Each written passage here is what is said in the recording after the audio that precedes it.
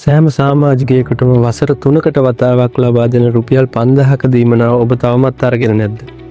ඉතින් දිගටම රැඳෙන්න මම කියලා දෙන්නම් කොහොමද මේ රුපියල් 5000 ලබා ගන්න කියලා.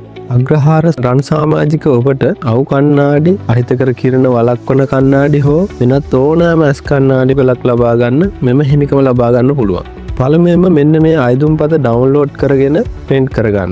අයදුම්පතේ ඔයාට සම්පූර්ණ කරන්න තියෙන කොටස් ටික සම්පූර්ණ කරගන්න. එහි වෛද්‍යවරයාට සම්පූර්ණ කරන්න තියෙන කොටස හා ඊට අමතරව ඔබ සේවය කරන ආයතනයේ කනකාධිකාරීවරයාට හා ආයතන ප්‍රධානියාට සම්පූර්ණ කළ යුතු කොටසකුත් තියෙනවා. ඊට පස්සේ මෙන්න මේ ෆෝම් එකත් අරගෙන අක්ෂි රෝග වෛද්‍යවරයෙක් ළඟට යන්න. එහිදී වෛද්‍යවරයා ලවා ඇස් පරීක්ෂා කරවලා ඔබට ගැළපෙන කණ්ණාඩි දෙකකට අදාළ වට්ටෝරුවක් ලියා ගන්න.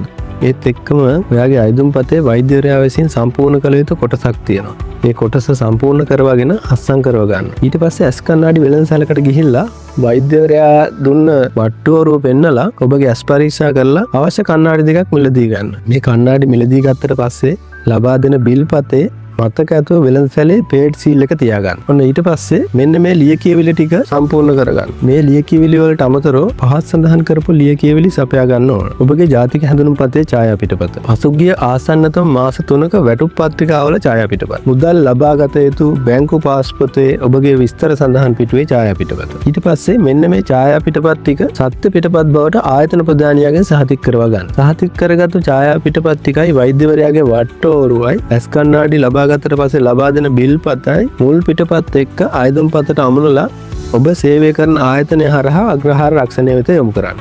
විශේෂයෙන්ම නැවත වරක් බලන්න අයදුම්පත නිවැරදිව සම්පූර්ණ කරලා තියෙනවද?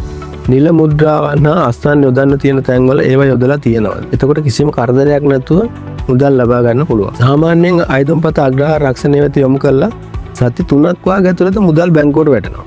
අයදුම්පතේ තත්ත්වය සම්බන්ධව මේ පහළ ඩිස්ක්‍රිප්ෂන් එකේ දාලා තියෙන ලින්ක් එකෙන් ගිහිල්ලා පරීක්ෂා කරගන්නත් පුළුවන්. එහෙනම් ගිහිල්ලා එන්න. තවත් වැදගත් වීඩියෝ එකකින් නැවත හමු වෙමු. හැමෝටම ජය වේවා.